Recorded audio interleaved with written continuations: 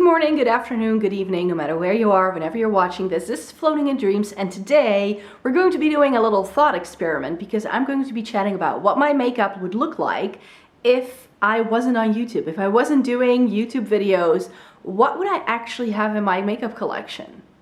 Let's find out. Welcome to everybody watching today. Thank you so very much for joining me. Today's video I was inspired by Lorraine, who left a comment about saying like, hey, I'm not on YouTube, and I was like, I should do a video about that. If I wasn't making YouTube videos, what makeup would I actually own, and what would my makeup bag, makeup collection look like? And I definitely think that, especially because I have been doing blogs and YouTube videos for quite some time, that's one of the reasons why I have so much. Like, I have a lot of things that you can no longer buy anymore even, and that I've just hung on to over time. And I think that if I hadn't started a beauty blog years ago just for fun, that, you know, I wouldn't have as much. I definitely think I would have a more curated and definitely a different focus in my makeup collection as well. So I thought we could chat about that today. But before we get to that, let me introduce myself. My name is Maaike. I live in the Netherlands.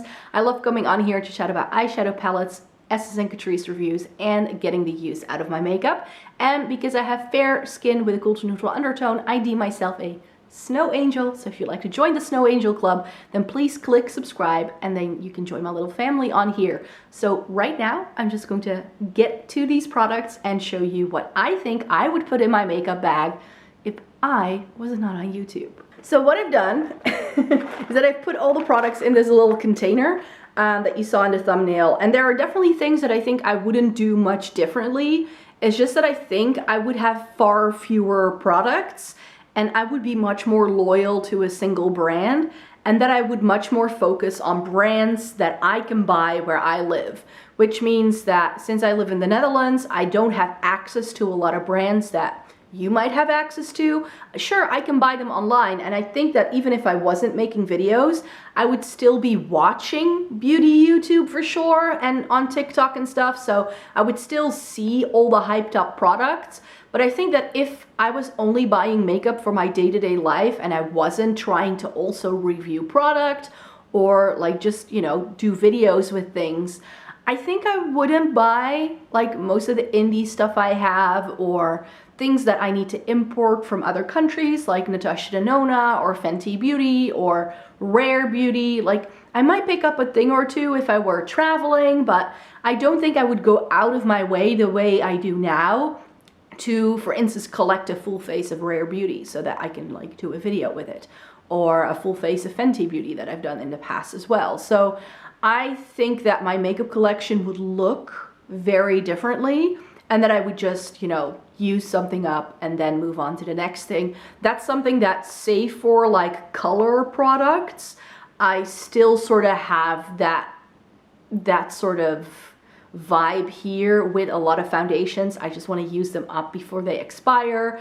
so I definitely try to focus on foundations so that I can use them up. With primers, I use it up before I open up a new one.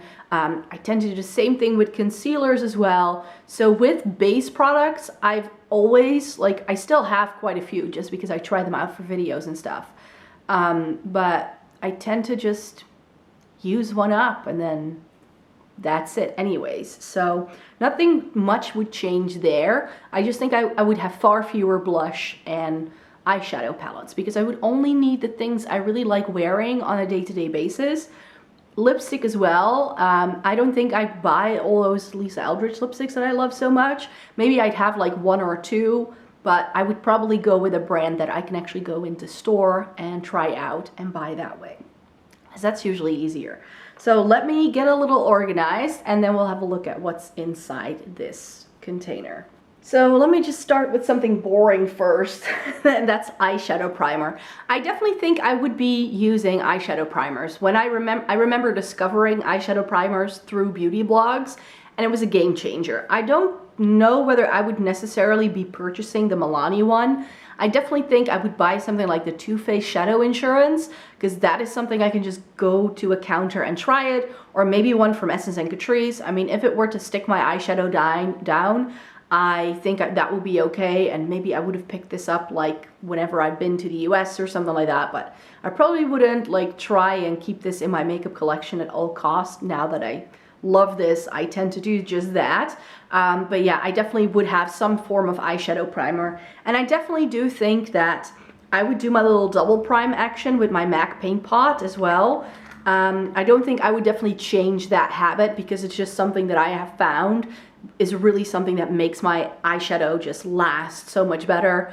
And now that I have a bit more discoloration going on my lids, I do like to go in with the paint pot to sort of get that going. So yeah, those are some boring bits. I would always have some sort of lip balm around. This is by C.O. Bigelow, which was sent to me. I cannot buy this brand. I tried to see if I could, but they charged me like $45 worth of shipping. So this isn't one that again would be readily available to me, but some form of lip balm would be in my makeup collection for sure, because I use it in the morning before I get, like when I'm getting ready, and I again use one at night. My favorite nighttime one is the Nuxe Rev the Meal, which I can buy from my local like Ici Paris. So that's something I would definitely try there. Then some other things that I don't think would change much from my usual fare is brows and mascara. Here I definitely have a sort of one in, one out kind of policy anyways. I only open those mascaras that I'm actually using. I don't have mascaras that I open up and have like 5 open at the same time and let them all dry out. That's just not my vibe. I'm currently using the Maybelline Falsies Lash Lift, which is one of my favorites, and the Catrice Glam and Dull Mascara. The Essence Lash Princess I would be loving as well. That's one I've currently opened because I use it for a video, so when this one dries up, I'm gonna go and use that Essence one. But I think I would just be doing that anyways, because I very quickly found that mascara just dries up way too quickly for it to warrant a very expensive purchase. So I've been buying drugstore mascaras for years, and I've never steered away from that. So that's why I do really like these.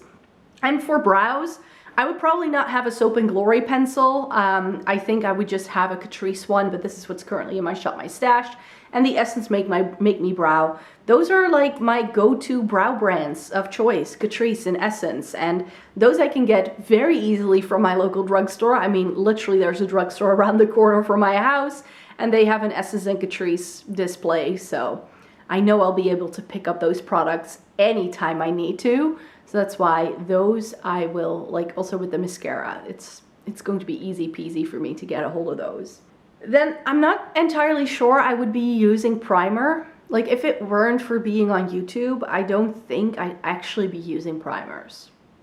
I don't know, there's just part of me tells me that I wouldn't have a primer. I do think I'd have some sort of setting spray, which again, I probably wouldn't use a setting spray, but just to wet my brushes. So the MAC Fix Plus is definitely something I think I'd always have on hand, but I definitely wouldn't be using it every day, and I definitely wouldn't be setting my makeup with it.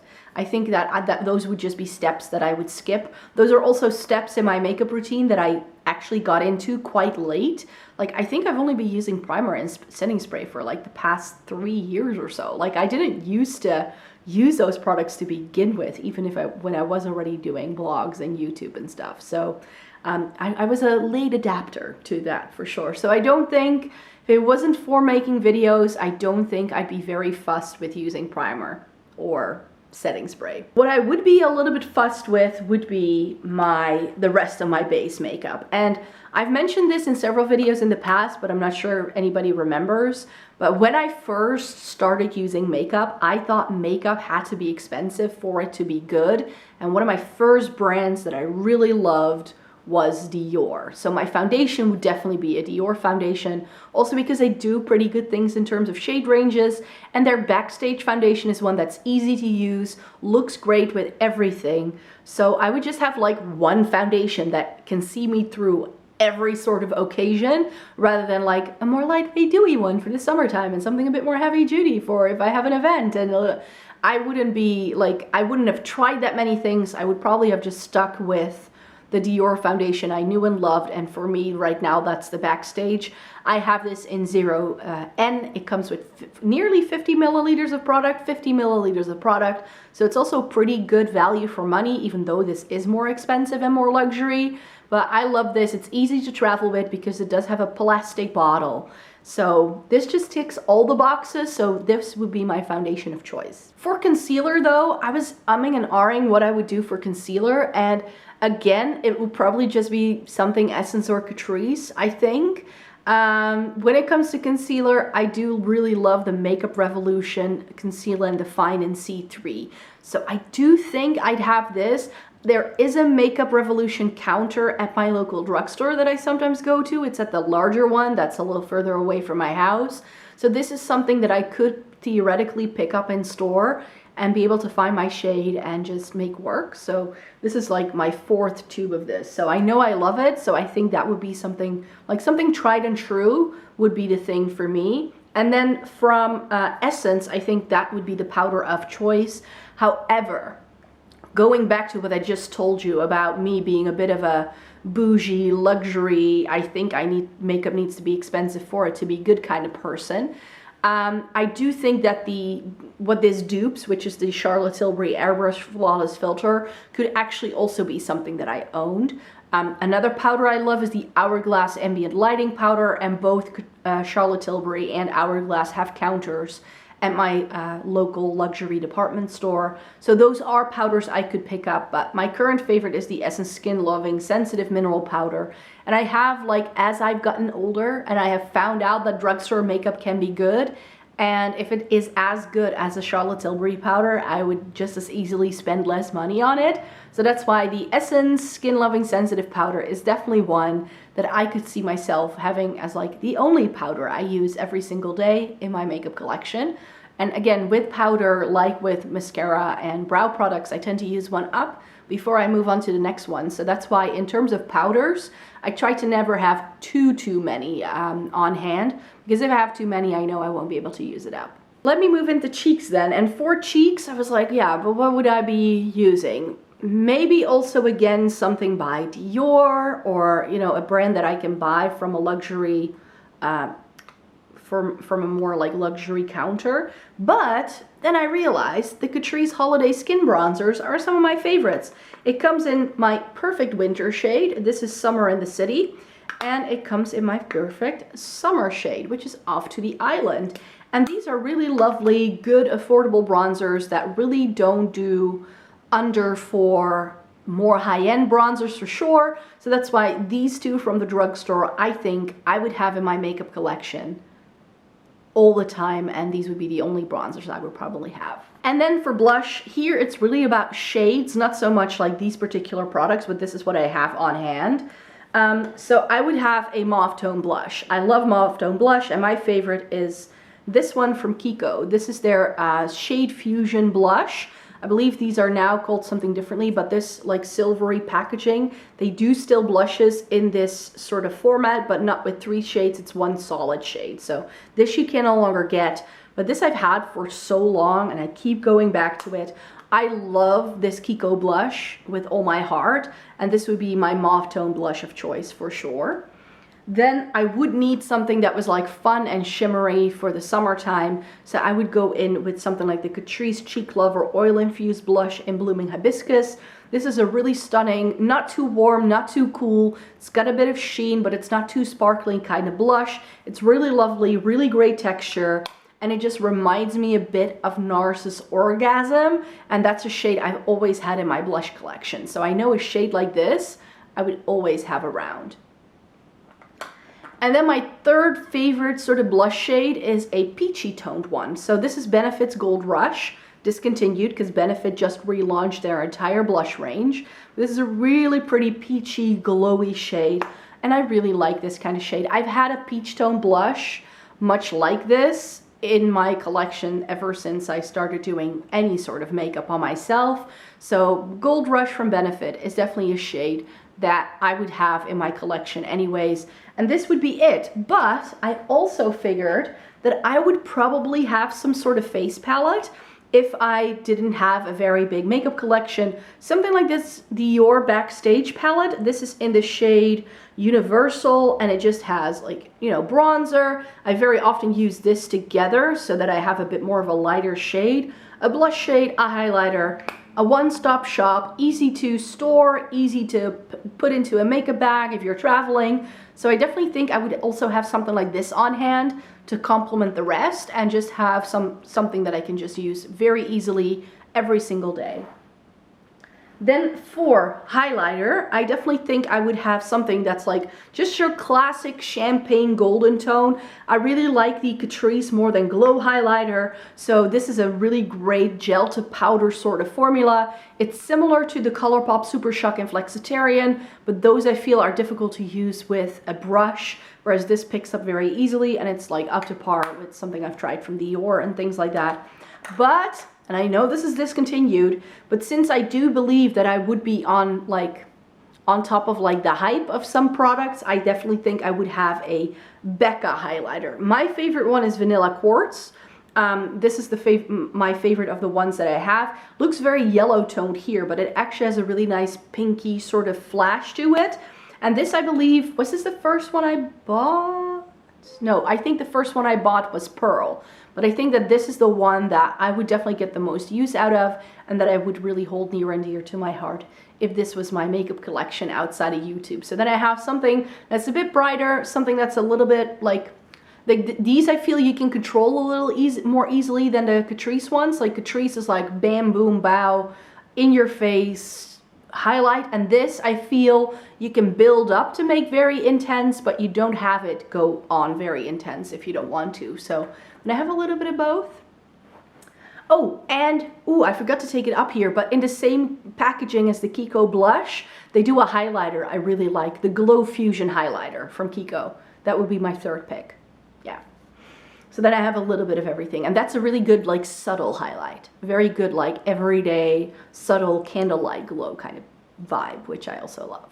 Then we need to chat lips, and I just mentioned that I would definitely go for lips products that I could readily buy from a store around me, so that I wouldn't go out of my way to order Lisa Eldridge online. I probably wouldn't. So I would just stick to my favorites. I love Catrice for lip products, and their glosses, the Better Than Fake lips, have been my favorite. And I would probably just have like this one single gloss, and that was it. And their Power Plumping Gel Lipstick in Speak Up, that would be in my collection, and possibly like one of their reds, and that's all I would have. And then for like more high-end picks, I would definitely have some Charlotte Tilbury. These are my favorite lipsticks, and again, like I mentioned, Charlotte Tilbury is something I can buy very easily from counters around where I live. So yeah, I would have Very Victoria and Red Carpet Red as my nude and red of choice, and that was pretty much, that would be all I need, really. Like if I look at how many lipsticks I have, I mean, lipstick is just also just a really fun accessory to wear. I mean, today I'm wearing a bright orange pick, which was like, I want to wear bright orange lipstick today. But yeah, lipstick I like to have fun with as well, but if I really like look at what I wear on a day-to-day basis, it's like a mauve tone, My Lips But Better kind of blush, that sort of shade in a lipstick, and a red. And then pretty much everything else is sort of like extra.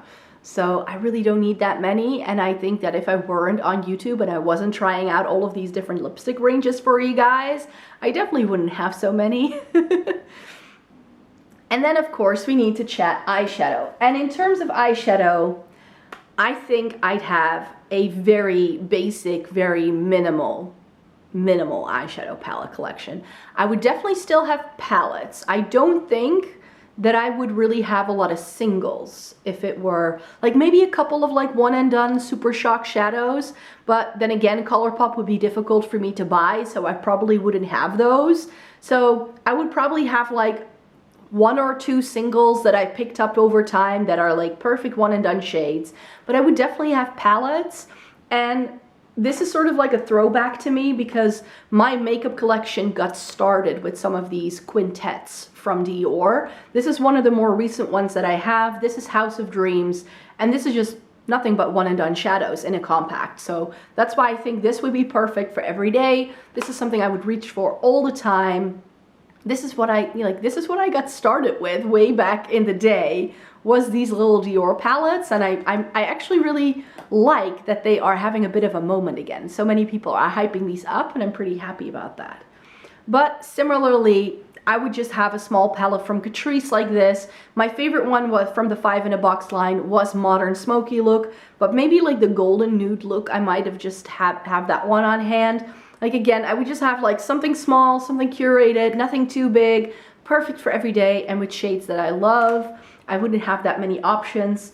Like I mentioned, I would be like on point with what is like hip and happening in the beauty community. So I would probably buy myself the Anastasia Nouveau palette.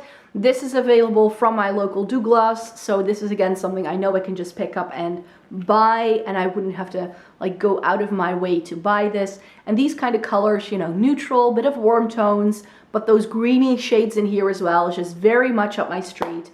So I definitely think something like this would be in my collection. I would need a really good cool tone palette, and I would have just, like I do now, have kept around my Naked 2 from Urban Decay. This palette is just one of my all-time favorites, and I know you can no longer buy this, but I would use mine to death. The Urban Decay Naked 2 is just, like, you can already see I've got quite some dents in here. I'm pretty sure that if my makeup collection, like if I wasn't on YouTube and I wasn't trying out so many cool tone palettes, those dents would have definitely be pans, and this would have been like my most used eyeshadow palette with lots of pan. That's what I think would have happened to this one. And then finally, I would have also want some rosy tones in here for sure, because I love some rosy tones. And Huda Beauty is a brand I can buy readily from my local Ici Paris counter. So I would have bought the rose quartz, I'm pretty sure. Like with those pinky, neutrally rosy tones, I definitely think I would own this. But I don't think I'd own a whole lot else, because I would have either just used things up, or, you know, I wouldn't be like trying out all these different formulas and all these indie brands that I love trying out from time to time, and I wouldn't be trying out all of these cool tone palettes, and I wouldn't be testing out all of these formulas that I hadn't tried yet. So that's why I definitely think that this would be it in terms of eyeshadow palettes. I may have a bit more like 10 to 15, maybe 20, with like some palettes that I just love and that I've kept around, or maybe I've repurchased, you know. I definitely think my makeup collection, especially my eyeshadow palette collection, would look very differently if I weren't doing this as a very elaborate hobby that is taking up way too much time. But yeah, that's it, what I wanted to share with you today. Thank you so very much for watching. I hope you enjoyed the video. Please give it a thumbs up and leave a comment down below what your makeup collection looks like now, if you're not on YouTube, or if you do make videos, that, you know, what would you really be having in your makeup collection. So yeah, thank you so very much for joining me today. I hope you have a great one. Subscribe to the channel if you'd like to see more by me, and I hope you stay tuned for more, and I hope to see you in my next video. Bye bye, take care everybody.